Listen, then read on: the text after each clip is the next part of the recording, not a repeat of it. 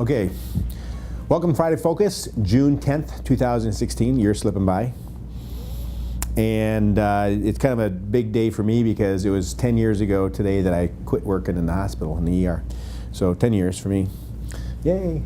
I'm going to talk about something that I've sort of been leading up to and building on, some things that we've talked about before in the Friday Focus, but really has to do with teamwork, okay? And when we look at teamwork, this is how we get things done. You know, you look at things like, let's say, educating yourself. If you didn't go to school or didn't take classes or read, you've been relying on just your personal and social experiences, you wouldn't really be that smart. So you went to school and you went to make something organized and then were able to, to learn and educate yourself. But then going forward, when you're in a career, in order to get things done, we need to develop teams.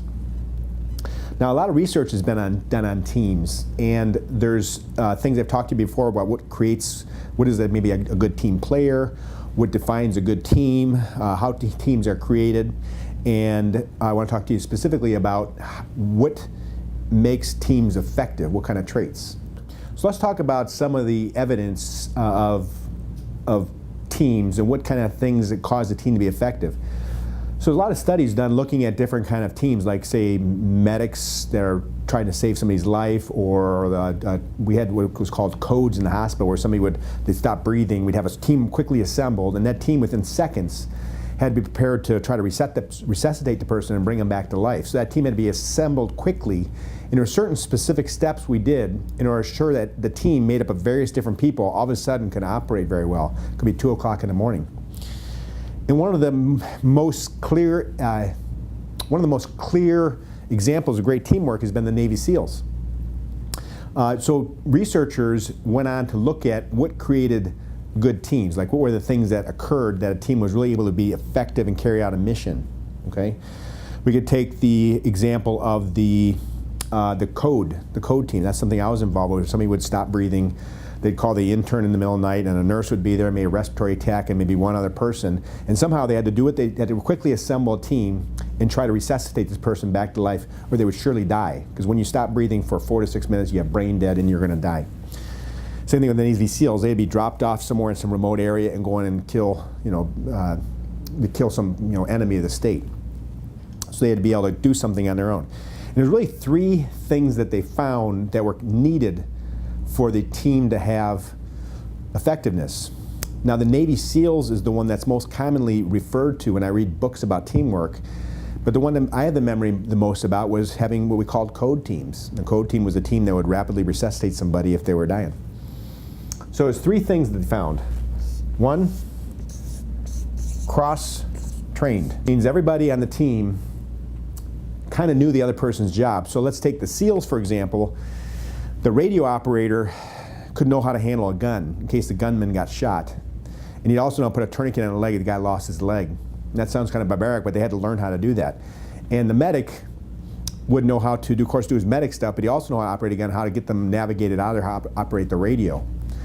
And the sniper would have to know the basics of first aid and the basics how to get them evacuated if something occurred. So the team had to be able to cover for each other. And it's not that they were always called on to do that, but if one member of the team was missing, or something happened to them, the other team member could step in, may not do the job as well, but could step in. Number 2, they had to have autonomy, which means they should be able to function without clear direction. So for example, say the Navy SEALs, they're dropped on an island by themselves. For me, it was in the code team. We weren't calling any boss for permission. Somebody would call the operator, say, call code blue in room 222, and the people that would assemble a team would show up there, and they'd try to save the guy's life. And they weren't asking anybody for permission or what to do because they had already been trained what to do, they've been practicing, and they knew how to make that happen. Okay, so autonomy. And number 3 is train descendants.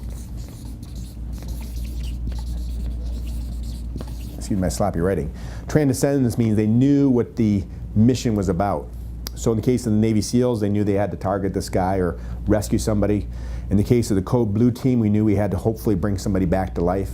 In your team, it might be something like knowing that we need to get the best customer service, or knowing that we have to reduce error rates, or knowing that we have to book people, book everybody. So it's not as maybe as heroic as saving somebody's life or as killing some enemy of the state, but that our team's got to have transcendence goal. And these three things are needed for you to have an effective team.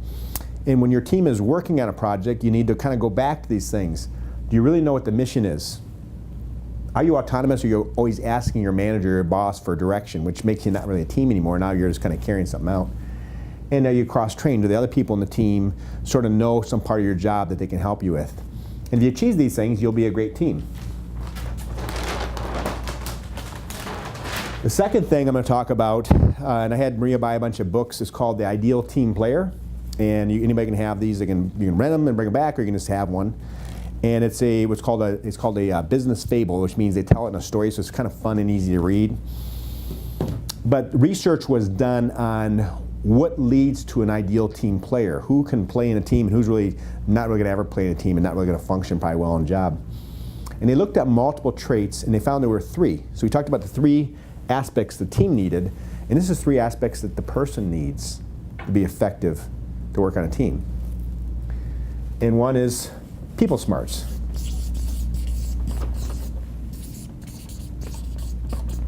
And people smarts means you know how to read people, you know how to communicate with people.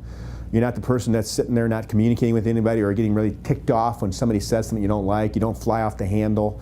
You know how to communicate with people and how to read people. People smarts is just people smarts, right? Respecting people. Another one was hungry. That means you want to get something done. And people that want to get something done and are looking to grow and looking to learn, will just always adapt and grow and learn if you're a great team player. And the last one is being humble. Humility. And being humble is where sometimes we think humble might be thinking less of yourself, and that's not it at all. Humbleness is not thinking less of yourself, but it's thinking of yourself less. Okay? It's thinking of other people. A person that's humble treats people the same way. Like Muhammad Ali just died, bless his soul.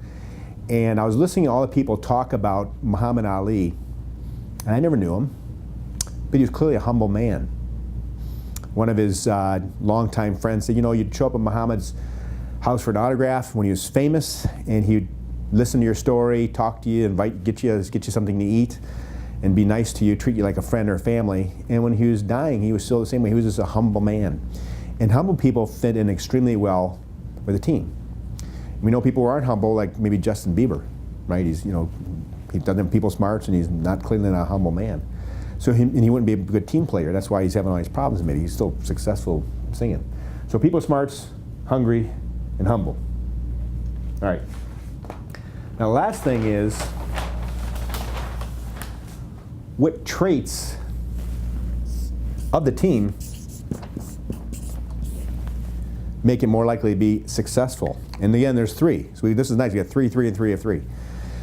So they looked at, there's a Carnegie Mellon did a study, and so did MIT back, I think it was like in 2008, where they looked at different teams, their relative effectiveness, and they tried to find what were the characteristics of the team that made them effective. Was it because they had the same education, introverts, extroverts, spend the same amount of time with each other after work? They looked at multiple aspects, and they actually found 3 traits. And Google did something called the Aristotle Project in 2013, where they did a study that Carnegie Mellon and MIT had already done, only on a much bigger scale. And interestingly, Google's getting all the credit, but it was already actually discovered. They found the same exact things. They thought that they were the best at finding patterns in algorithms, which they are. So they put their pattern and algorithm people to work and said, find out how we can predict whether or not a team will do great. And it turns out you can predict if a team will do great. Is it because they're all, the same education? Nope. They have the same backgrounds? Nope. They have the same number of children? That's not it. Introverts, extroverts? Nope. Are they opposites? Nope. There are 3 things that you could use to predict if a team would be effective. Okay? So number 1, everybody contributed equally. Now, not in terms of your actual ability to contribute, but more like in discussion or putting in effort. A lot about talking. And the biggest contribution you can make in a team especially here where we have a lot of stuff that's relying on your brain, is when you're trying to solve something is talking. And when they looked at it, it wasn't that you necessarily contribute all exactly equally in order during the meeting, or even during meeting to meeting. It's just that over a period of time, a team that was working on a project, that was communicating, everybody had about the same amount of time to speak. Okay, if there's one dominant speaker, they became sort of like a monarch, and the team was ineffective. It was predictably not going to do well. So that would be a good example, like the non-humble person. The person that's not humble is probably going to think they know it all and dominate the team meeting. And in some cases, you're listening to somebody dominate the meetings. They're giving you a heads up on something. That's different. But when you're developing a team, if you're not contributing, you're actually hurting the team. And if you're sort of hijacking the conversation, you're hurting the team. But if you close your conversation down and listen, and then contribute when it's time to contribute, you'll be an effective team player. And they also found that these teams didn't need to have like an organized thing where you did a round robin. That doesn't really work. Or like have a thing, okay, it's your turn to talk, pass the card. That wasn't that. It was when they just sort of just talked and communicated about equally. That was the number one factor, number one. There are two other factors that also determine it, but not as much as number one. Number two, did they have trust? If one person didn't trust one person in the team might be able to get by because the other 2 or 3 team members will overcome it, but that was usually a negative. And the third thing I don't even want to tell you about. I was going to hold it from you, but I decided to roll out. But if women outnumber men on the team was more effective. Now fortunately we have no problem here, and I'm afraid I'm going to get kicked off some teams. But having more women on the team, and they were trying to figure out why is it that more women on a team make the team more effective. It turns out because women are better at reading nonverbal cues than men. So women can have the face masqueraded, shielded off, and look at the eyes and kind of guess what their emotions are, where men, we're incompetent to do that. You probably experienced that in your own life where your significant other has no idea you're pissed, right? Especially if you have Botox or something. So those are the aspects team. And by the way, I wanted to say something. Go Brittany. And she says she watches this on her treadmill. So shout out to you. This is today's Friday Focus about teamwork. And we're trying to really build a culture of letting you have more autonomy, getting your team more effective. I've been talking about bottom-up leadership, where I want you to make your own decisions. And if you have, like, say, descendants, where you know what your goal is, kind of like you don't need permission to do things. You should decide, does this achieve our mission or not? Then if it achieves our mission, then we should be doing it. Okay? So that's Friday Focus. Thank you very much.